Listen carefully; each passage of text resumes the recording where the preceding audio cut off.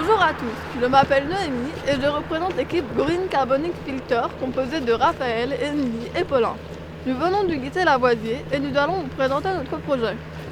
Nous nous sommes orientés vers le thème de l'environnement, mais plus particulièrement de la lutte contre la pollution. Nous savons que les véhicules émettent plus de 20% de la pollution mondiale et constituent l'un des principaux facteurs de pollution. Une pollution qui constitue majoritairement du dioxyde de carbone, dont l'un des principaux gaz à effet de serre, ce que nous savons comme la cause du réchauffement climatique. Mais comment réduire les émissions de dioxyde de carbone d'une voiture ? Pour répondre à ce problème, nous avons imaginé un objet en forme de cylindre qui permettra de recycler le CO2 à la sortie du pot d'échappement.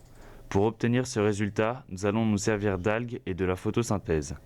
Notre cylindre est séparé en deux parties, un bassin à algues dans la partie inférieure et les issues dans la partie supérieure.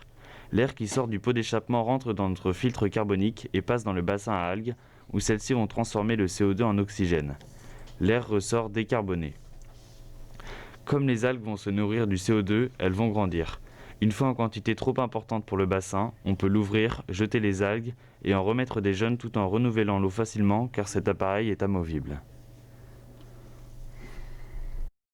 Notre filtre carbonique est basé sur le principe de la photosynthèse.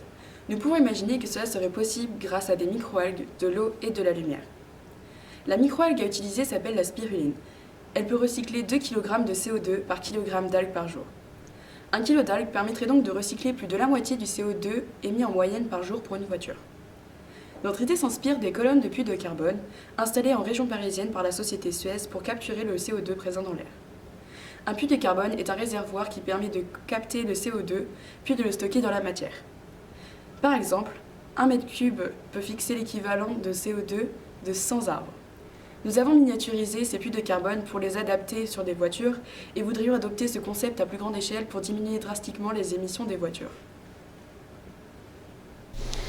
Notre filtre carbonique, installable sur n'importe quel pot d'échappement, pourrait également prendre la forme d'une voiture avec un système d'1 m3 intégré sur la partie arrière du véhicule.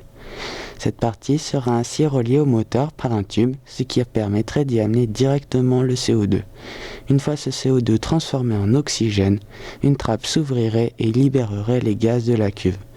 Cette variante recyclerait plus de 1400 kg de CO2 par jour, soit une quantité largement supérieure à l'émission moyenne d'une voiture.